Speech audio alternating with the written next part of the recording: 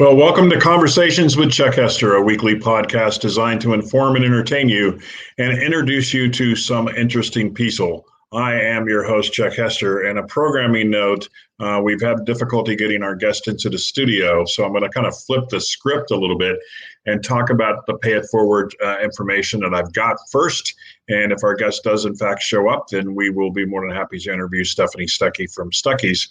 But we're waiting to try and get her into the studio now. If not, then we'll reschedule this broadcast and work it from there.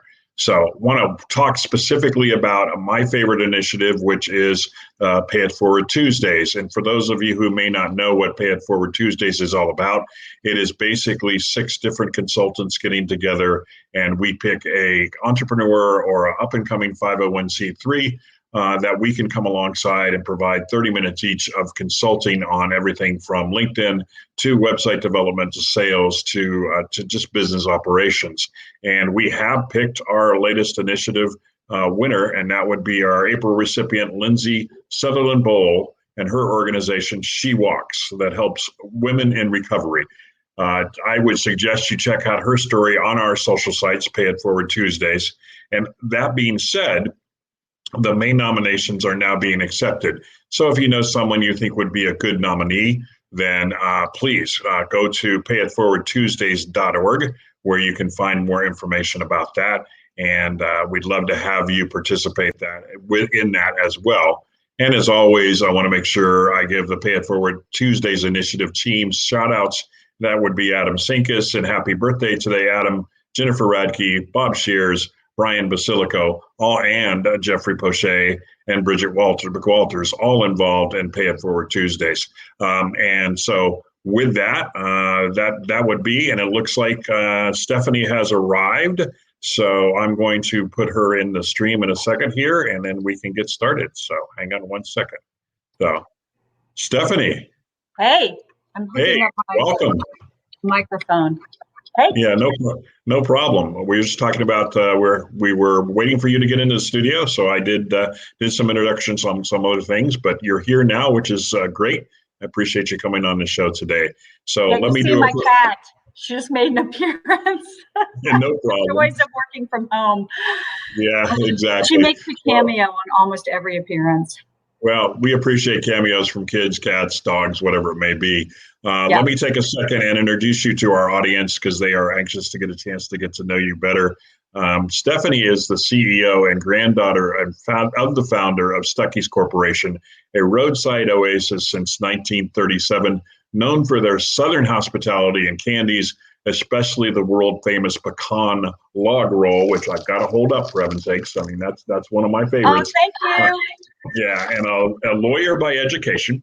Mm-hmm. Stephanie was a state legislator for 14 years, and her dedication to the family legacy combined with branding and social media savvy, especially on LinkedIn, is proving to be the right formula for success. So again, Stephanie, welcome. I've been following you off and on, and that's kind of how we started the conversation, to see where it was going, digging deeper into who you are and what you do and what your family's been involved with. Fascinating career, and very excited to talk to you about the rebranding of the company and your dedication to that, and your road trip, for heaven's sakes. We'll definitely get into that. So with that, take a second, if you would, and kind of give us your background. I know you're the granddaughter, and your father was actively involved, but you went the lawyer route to start, I think, to a certain extent. So talk to us a little bit about that. I want to hear more about that, and then we can talk about Stuckey's as well.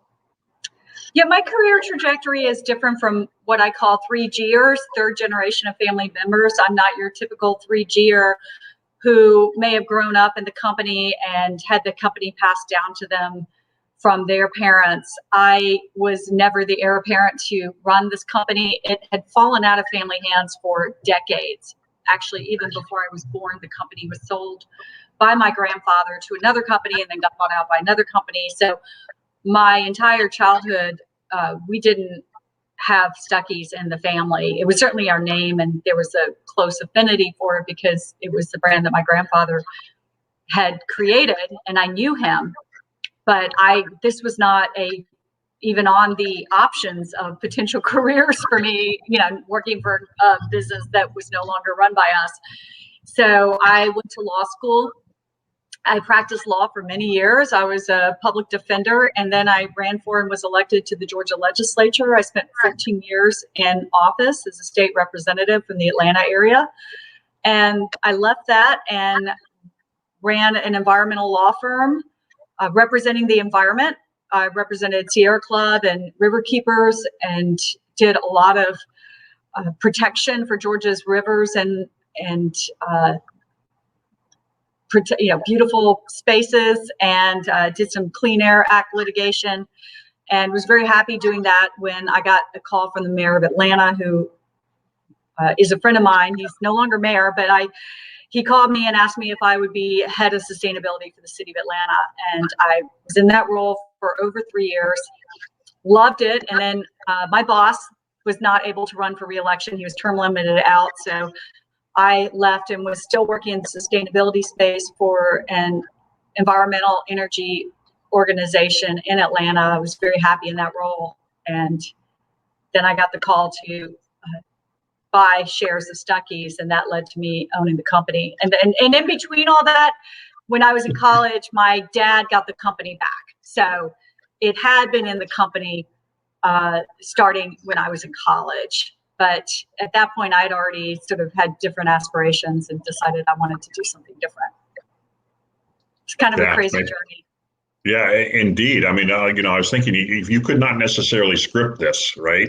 I mean, it wasn't one like, yeah, here's what it looks like. Here's what I'm going to do first, second, and then, work for the mayor. And then, oh, by the way, Dad's calling and saying, hey, can we get actively involved again? And talk some about your dad too, because at one point in time, what was the peak number of stores that you had and where you are today? And he came up with an interesting concept in regards to let's keep the Stuckey brand going by doing, what was it, Stuckey Express? Is that the term? Stuckey's Express.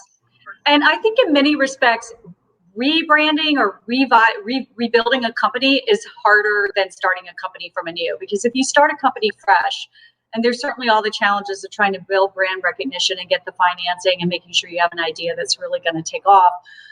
But aside from all those minor issues, right, if you take on a company that you didn't build, it's to use a legal term, caveat emptor, buyer beware. You take the company as is. And so that's what happened to my father. At that point, Stuckey's had really been tarnished. We had been out of family hands for decades and had gone from 368 stores at our peak in the early 70s to when my grandfather got it was about 150 stores. And he actually began consolidating and doing what I really think he may have been one of the very first, if not the first people on the interstate to start co-branding. Nowadays, it's quite common. You'll go to Travel Stops of America or Pilot Loves, and you'll see Dunkin' under the same roof with them, as well as Subway and a bunch of different mini kiosk type brands that have a certain amount of square footage within the store. They have a presence within the store. So it's like it's a store within a store. So my dad started doing that concept because at that point, there weren't any corporate-owned stores. They were all independently owned and franchised. He had limited control over the franchise operations, and a lot of the stores, frankly, were not looking that good. They had become pretty mismanaged. And so he saw a way forward with combining the stores, frankly, closing some of the stores that didn't look as good. And my dad was running his own company, Dairy Queen. He had the franchise rights to all the Dairy Queen stores on the interstate highway system. Small little company that he ended up selling to Warren Buffett. Yeah, he ended up selling that to Berkshire Hathaway. So was very successful in his own right and built his own name with his own company. I mean, definitely Dairy Queen was a well-known brand, but nobody had ever franchised Dairy Queen on the highway system, and that was my father. So if you get a Blizzard or a Brazier burger on a highway exit, even to this day, you can thank my father for that. And so that was his pride, and it deservedly so. And he started combining the Dairy Queens with the Stuckey. So that's how he came up with the concept. He already had this asset that was a well-performing business entity. He has a failing business entity that he got, frankly, is somewhat of a fluke, because the corporation that had acquired the corporation that had taken Stuckey's was just losing money and facing litigation from franchisees. And so my dad took this and figured out a way forward to make the company viable again. Well, and it's fascinating to me because I've done a lot of research on this, and honestly, and this will be the first plug among many, but if you guys do not follow Stephanie on LinkedIn in particular, watch, or Instagram for that matter, watch her journey as to what she's doing. And you talk a lot about your grandfather and the innovations that he had. And one of the innovations which struck me, because as a branding marketing person, it's fascinating to see him doing something like this. But he basically was looking for interstate properties, but interstate properties that were higher elevation. And not only that, but going north as opposed to going south, which I think is fascinating to be able to see that. Hey, I'm going down to Florida, so I'm really, not going to be wanting to, I want to get to Florida, but, I'm coming back to Wisconsin. I definitely want, the kids are driving me crazy. I want to have them have a pecan roll or cider or whatever it may be. So a lot of interesting innovations that your family generational has put together. So it's interesting to see how that's all worked out. Thank you. Thank you for following my post on LinkedIn and my journey and being part of that journey. But also thank you for recognizing some of these stories that are more than stories. It's really ingenuity and how you build a brand from nothing. He dropped out of college. This was someone who had to figure things out really by doing. And my grandfather was doing retail psychology or consumer psychology, which is now a whole thing, and you can study at school. He was doing it without it even being a thing, and he would get into the mindset of, what does the traveling public need when they get on the road to go somewhere? And he thought about what will make them pull over and spend money. And like you said, a lot of our customers were coming from the north going south for vacation because it's nice and warm, right? And also a lot of grandparents retire in Florida, so you go visit grandma and grandpa. So he understood that also, because he would go out in his parking lots with a clipboard and really tally where the different license plates were from. And were they family cars? Were they packed for vacation? He was really getting an understanding with market research before there was any data analytics and access to all sorts of marketing research. He was doing it himself, and he realized these were families going on vacation to Florida from the north. And when you're going on vacation, that's when you really don't want to spend your money, because you're saving up your money for your hotels and your food and your entertainment. And so you want to be frugal with your cost early on, and also you don't want to fill up your car with a bunch of stuff, right? Because you're traveling in a car and you're in there all the time. So, but on the way back, heading north, that's when families might be a little more willing. That's when you want to buy your souvenir from your trip or your remembrance. And he figured that out. So what did he do to facilitate stopping at stores? He would put his stores on the right-hand side of the interstate, going north. So it would be super easy. You just pull right over. Back in those days, it wasn't as easy to go from the crossways, so he made it really super easy. And even today, I think the psychology is you prefer to just pull over and go to the right. And you go to that first store you see right there on the right. And if it's on an incline, if it's on a hill, they're more likely to pull over. I mean, he thought through all those little details. He thought through how when you walk in a store, obviously people know line of sight, what you see right in front of you. So he would have like a big display, but then people would want to go to the restroom, and he made sure you had to walk through his entire store and past all of his candy wares in order to get to the restroom. It was almost like an obstacle course that would lead you to the restroom only after you went by all of the Duncan birds and the shell ornaments and the statues and the magnets in the shape of all the different state magnets, all of his kitschy souvenirs. You had to go buy all of that and all the candy to use the restroom. Yeah, I think he's been in my house. That's when I was a kid, because one of the things you mentioned was the Duncan bird, and we were able to find it at one point in time. It's like, okay, how cool is that? That's nostalgia, and it's interesting too. You mentioned the license plate thing. I was working at one point in time with an auto dealer in Wisconsin, and the owner of that auto dealer would go to the local, the largest employer, and go through that parking lot and say, okay, how many of these are mine? And if they're not, we need to get these people. So, that type of information and psychology is fascinating to see what we're doing. But again, here's your second plug. Watch LinkedIn and watch Stephanie's journey, because there's a lot of really cool information. And you do something, as a social media expert, I look for this kind of stuff, but you do something where, for instance, Administration Professionals Day was yesterday, and you didn't say, hey, congratulations, really appreciate that. You called out the secretary that worked for your grandfather, and those type of posts, and your engagement is incredible. I mean, you're 1,000 plus on comments and the like, and we'll get to that more specific. But Stephanie, I'm not going to really pivot here, but I want to talk to you about, you took over as CEO in 2019, into court towards the end of 2019. Is that right, Kurt? November 1st, 2019. Right. Yeah, so, I immediately figure out Black Friday sales. I mean, it was like throwing I threw myself in the deep end. Yeah, absolutely. Well, and I really kind of want you to walk through for my listeners, if you will. So you're, like we said, you're a lawyer by training. Yes, you're generational. This is what it looks like. You're coming into this organization. Obviously you did, most likely, but did you have a plan? Did you know where you were going to go with this, or was that something that was a work in progress? And how did that evolve? No, there was no plan. And I remember my first day on the job, I said, where's the strategic plan? And I got an Excel spreadsheet from 2008. So it was a tad bit dated.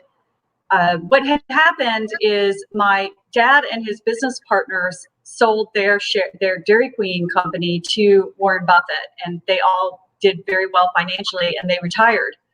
They were also of retirement age, 60s, 70s, right.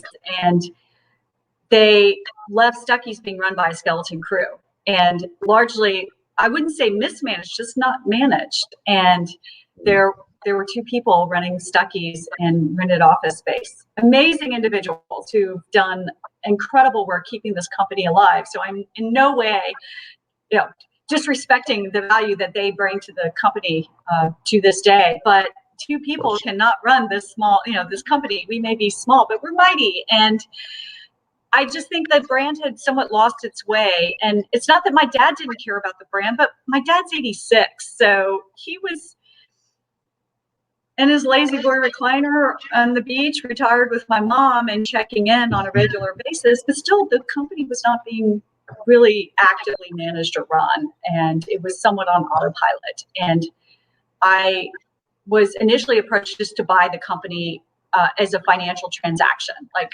we're all getting older, and the company had been losing money since 2016.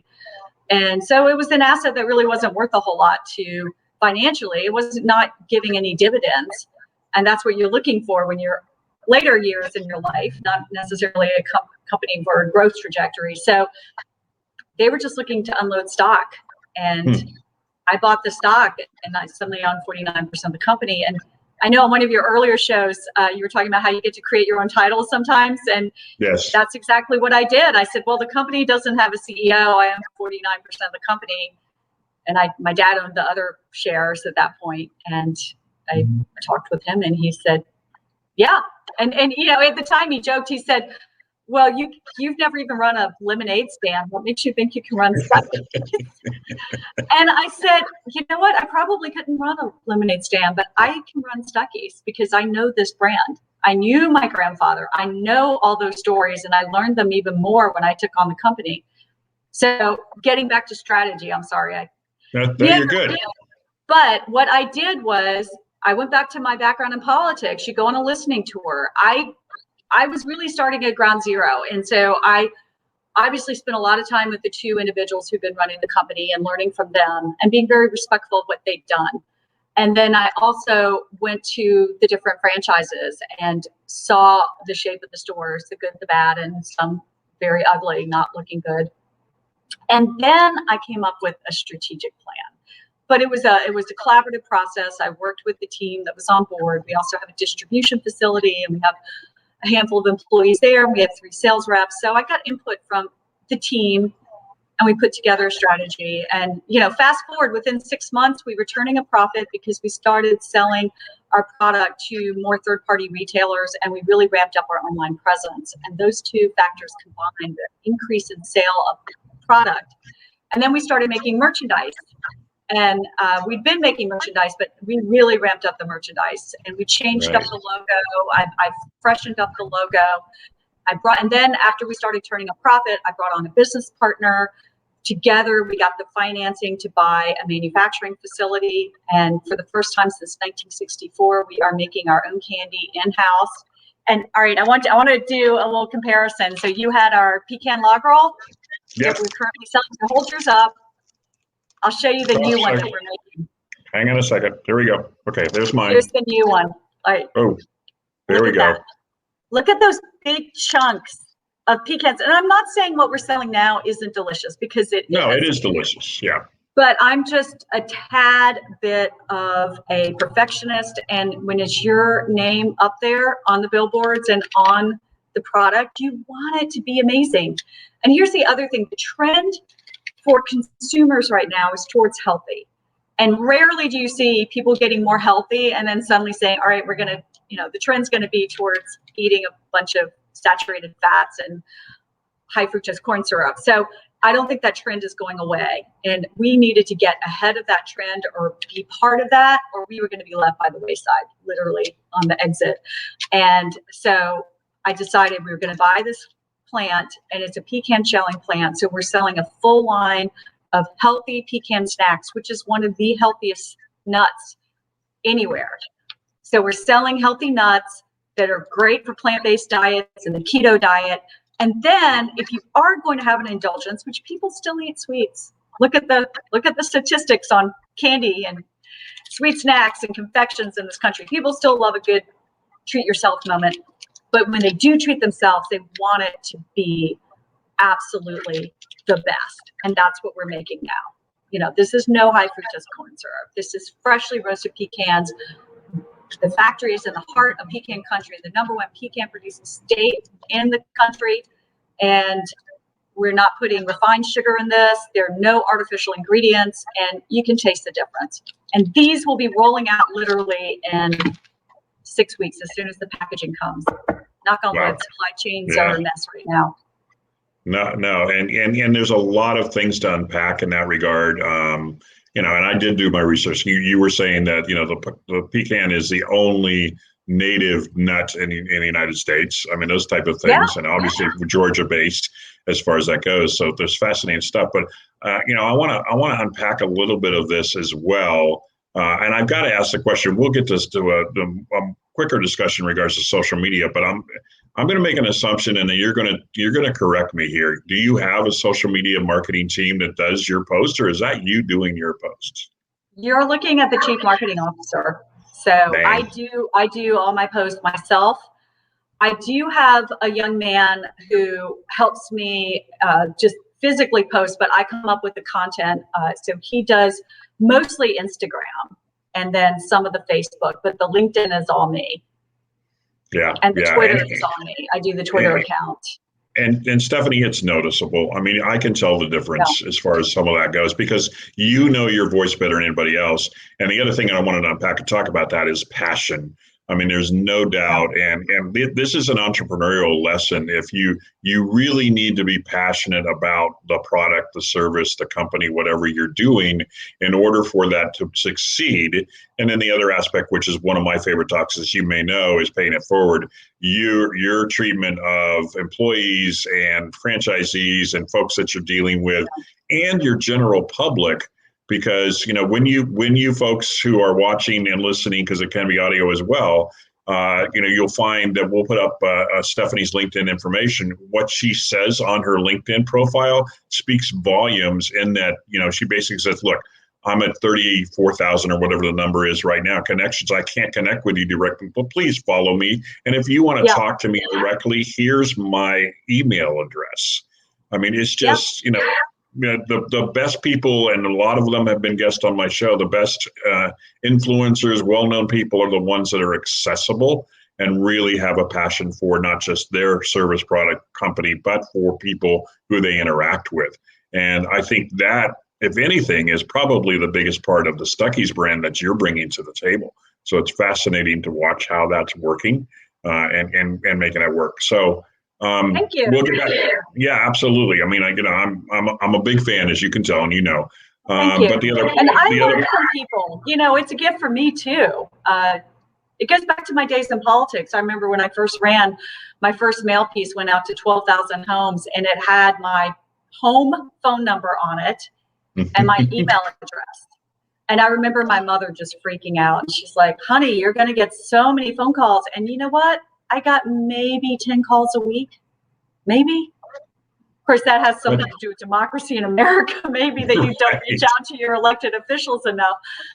But the reality is, like, if you make yourself accessible, you are the one who is learning from that and growing. And yes, I get a ton of unwanted solicitations for products. Of course. And services, but you know what? I put myself in their position. I'm out there hustling too. I'm out there reaching out to companies unsolicited and asking them if they'd be interested in selling Stuckey. So you just, like you said, pay it forward. You treat people with respect. It will come back to you. To make it work. We'll continue with one other part of the conversation, and we'll get back to social media a little bit. And Stephanie, I will say this because normally I do that up top, but I greatly appreciate you taking the time and being able to do this. And you are a lesson, which is what I try to do on this podcast, a lesson in several different areas: how to be an entrepreneur, how to do marketing and branding, and and what I call the pivot passion, which occurred with COVID-19.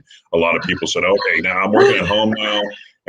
But I'm passionate about this, and I'm able to start business. I have clients that I didn't have before because they started brand new businesses. As far as that goes, one of my favorite is a military vet who she was 25 years in the military, and she said she wanted to be a voiceover artist because she's really excited about that, and she's killing it now as far as that goes. So let's talk about COVID soon. I'm hoping that with my podcast, this is a normal question, but in my podcast, I'll stop talking about COVID. But, I talk about the passion pivot and what that looks like. So you took over in late 2019, and then March 2020, COVID hits. How did that affect you, your organization, your employees, and the strategic plan that you were putting together? And how did you deal with that? Some of it actually aligned nicely with what we were already working on, which is we recognized that we had to ramp up our online presence. We were doing that anyway. It accelerated the urgency of needing to have a solid online presence. And I think the biggest pain point for us was getting a distribution center and the fulfillment aspect of online commerce put together. And I think so often people think of e-commerce, especially if you're in the branding and the marketing world, you think about the public-facing aspect of it. What does the website look like? What does the product look like? How do you bundle product? In the actual fulfillment of getting somebody at a warehouse to get the order, pick the order, assemble the order, ship it, and make sure they ship it within 24 hours of receipt, because that's what Amazon has programmed us all to expect. All of that, for me, was the biggest challenge. And when you're a CEO, you don't have the luxury of just picking and choosing the aspects of the job that you find really fun and interesting. Like for me, I could geek out on branding all day and I would be such a happy camper, but I have to also figure out how the warehouse logistics are going to work. I had to, spend a couple of days at our warehouse with we had to hire up an online order fulfillment person. And in Eastman, Georgia, sometimes that's hard to find. A lot of these manufacturing facilities and warehouses, you'll see logistical centers, they're in rural communities, and finding employment and good quality labor is hard. And we dealt with the issues that a lot of employers have grappled with in the media, and it's real about getting employees who are going to stick with you. Because when those checks came for the CARES Act, and I'm glad that people had relief, but I'm trying not to put my political hat on here, but I'm just looking at being a small business person. It was hard for us, to be able to retain talent.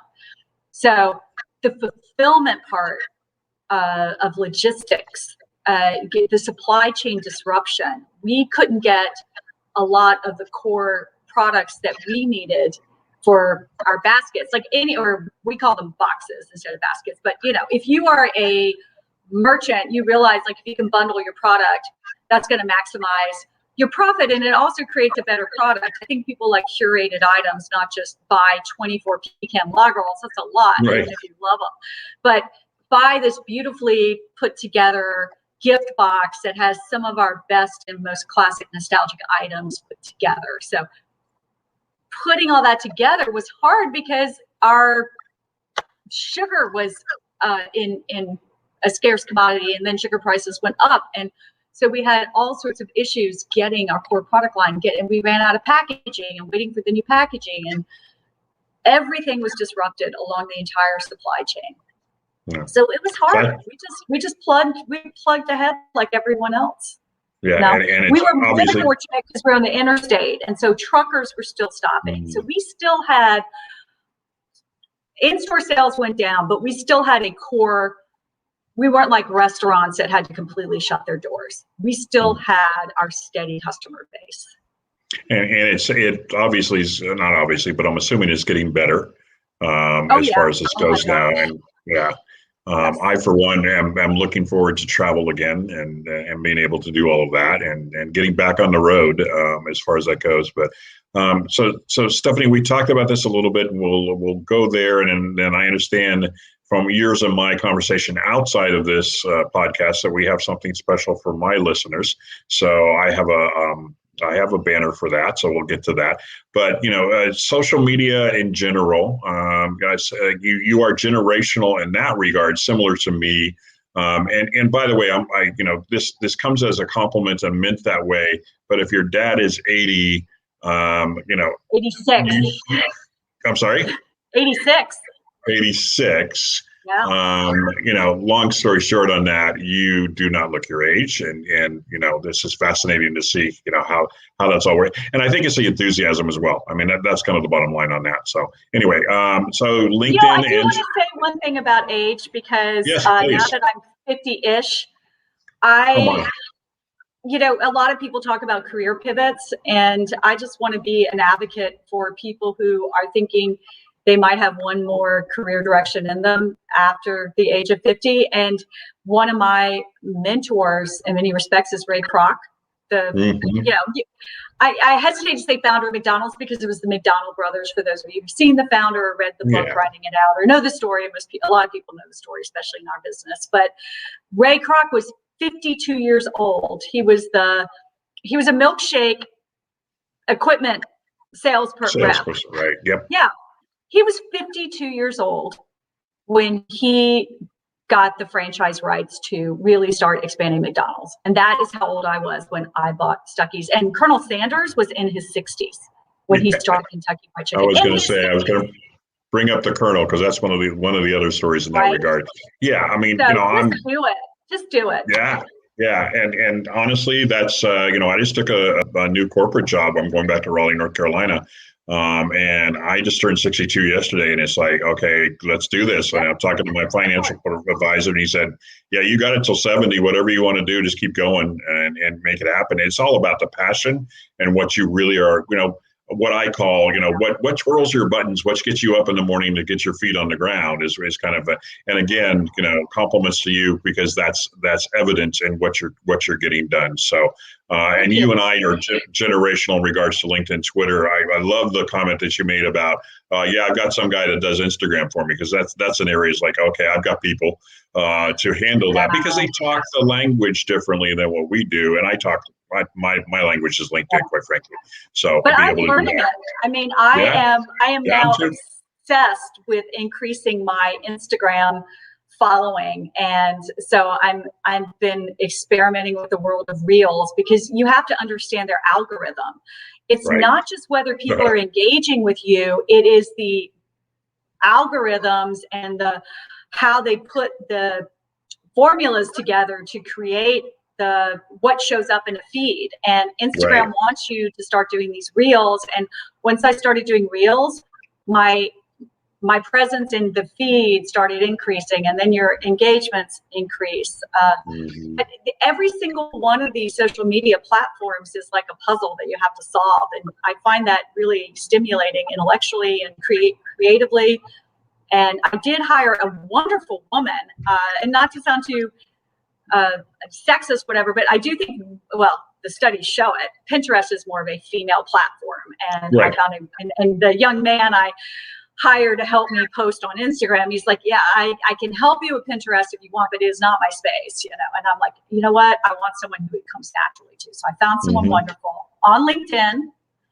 And she has really upped our Pinterest presence as well. And we're tracking the conversion rates. And next to LinkedIn, Pinterest is now the top site, and then Facebook right behind it for getting sales to our driving sales to our website. So Pinterest is fascinating to me because it's not, you don't look for likes in Pinterest. No.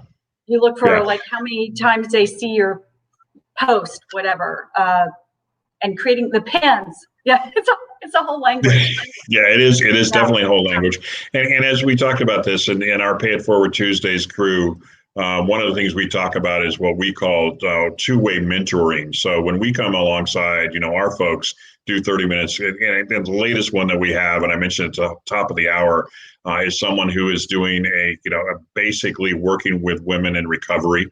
And, she messaged me on LinkedIn and she said, I'm so excited to learn from you. And I came right back to her. I said, I'm so excited to learn from you because of what you're doing and what you're able to. Same with millennials and Zs. I'm always open to learning more because you don't know what you don't know all of it.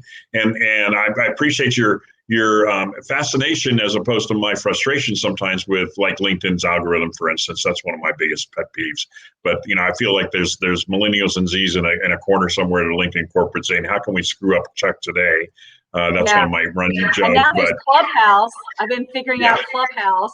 I got up on a stage the other week, and so I was like, okay, you got to figure this stuff out because if you don't, you're going to be left behind. Well, yeah, and as a marketing agency, when we need to know that kind of stuff. We don't want a client coming to us and saying, "Do you know about?" And we don't. Yeah. I mean, I got my first solicitation this week to do a podcast type interview on Clubhouse, and I'm like, okay.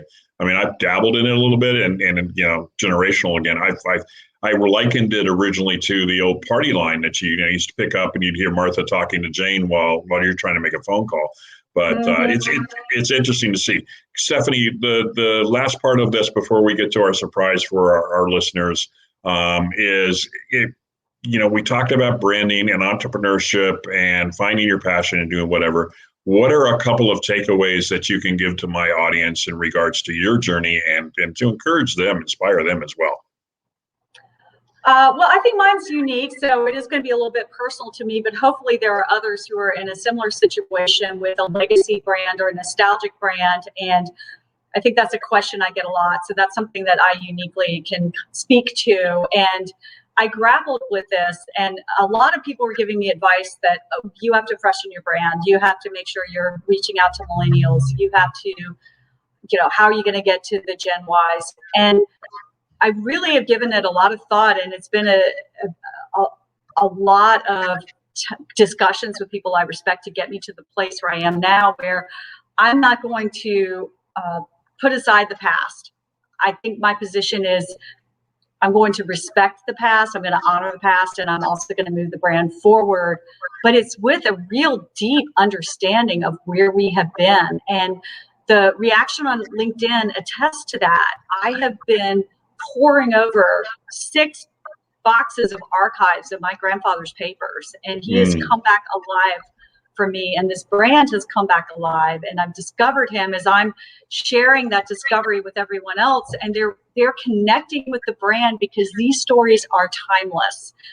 And I think the important thing is if you've got a nostalgic or a legacy brand, own that. Own what you are, your authenticity. And I'm not a hip modern brand.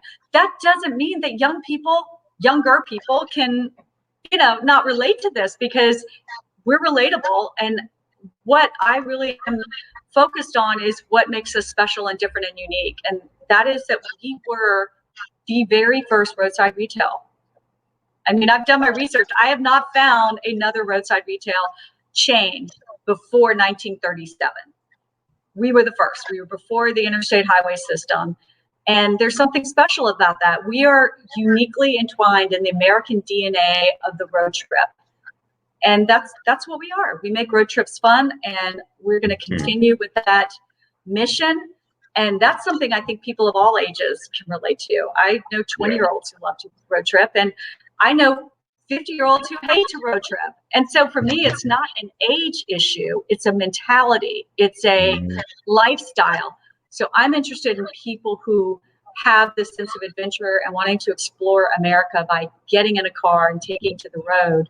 And that's timeless and that's ageless. Well, and a special thank you for that too. You know, my sister and I are really close, and we used to live in New Jersey and go to Minnesota and visit grandparents every summer. That was kind of the deal. And you know, this I was telling her that I'd be talking to you, and she's like, "Oh man, you know, remember the time with the Woody station wagon, you and I in the back, Yes. and this is what we looked at."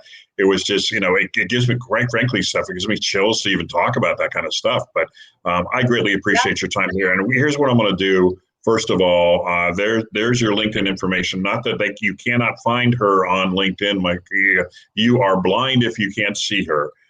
So be able to do that by following this legacy, this saga that she is painting on a daily basis almost, and the road trips that she's doing.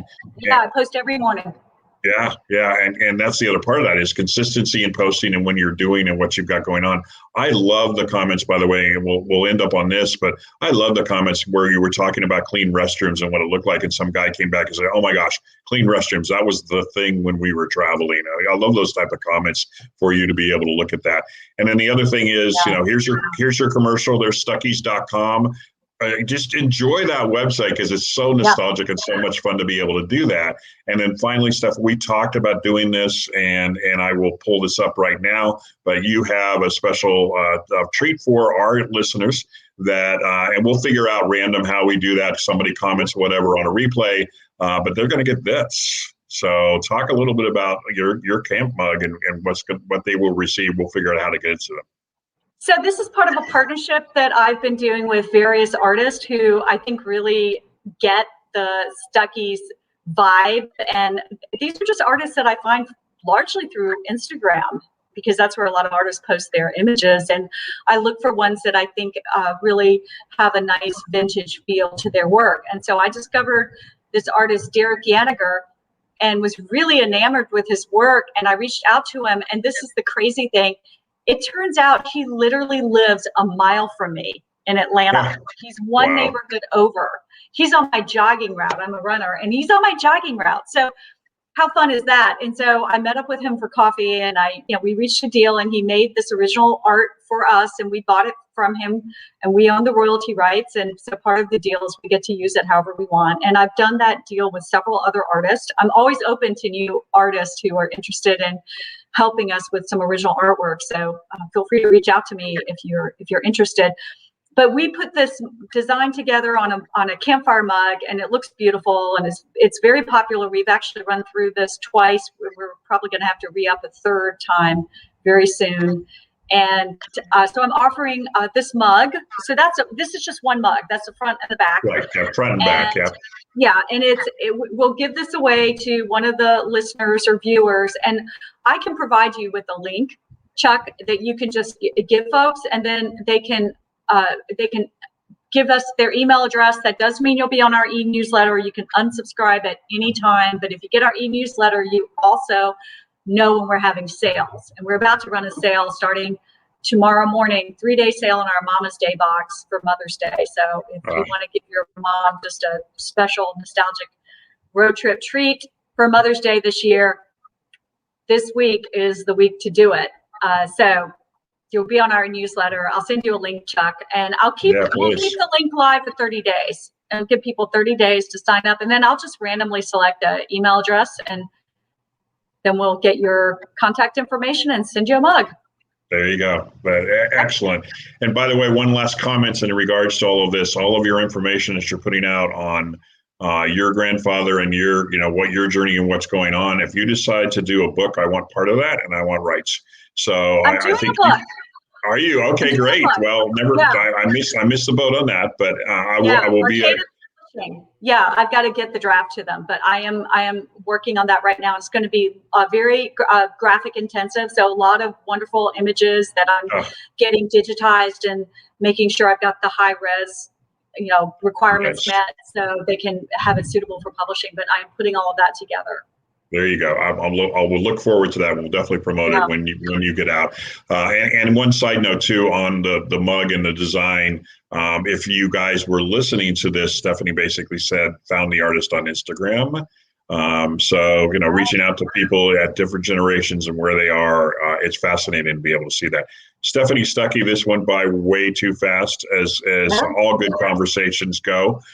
Greatly appreciate the time that you spent. We'll definitely stay in touch, and and please continue to pay it forward as you do. And great luck with the brand. You're definitely heading in the right direction. I'm excited to continue to see how that moves forward. Thank you. Thank you, Chuck. Thanks for all you do. Absolutely. Appreciate that.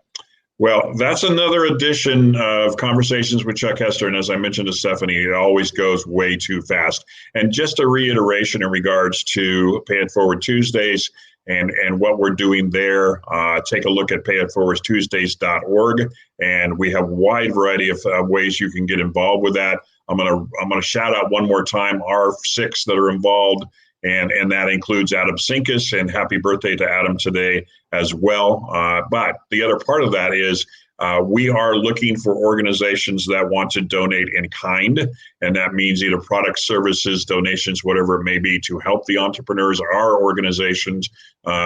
We are working towards a full 501c3 status sometime in hopefully the fall, and that's what we're looking at. So you take a look at our website, take a look at all of our social channels as well, and be able to do that. So if you're interested in something like that, please contact me through my favorite channel, which is LinkedIn. But if you are, any one of our websites or social media channels, you can find more information.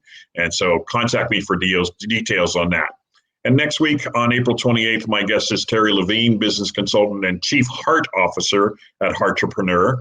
And please feel free to share this podcast with your friends and connections. The replay will post very soon on Facebook and YouTube, and also through anchor.fm, which is the audio portion of the podcast. It will be on Google Podcasts, Spotify, and many other channels. And my commercial, of course, is interested in learning more about how you can improve your marketing or LinkedIn presence. Contact me on LinkedIn and mention this podcast for a 15-minute free discovery call. So that's it for this week. Until next time, this is Chuck Hester reminding you to stay well, stay connected, and always pay it forward.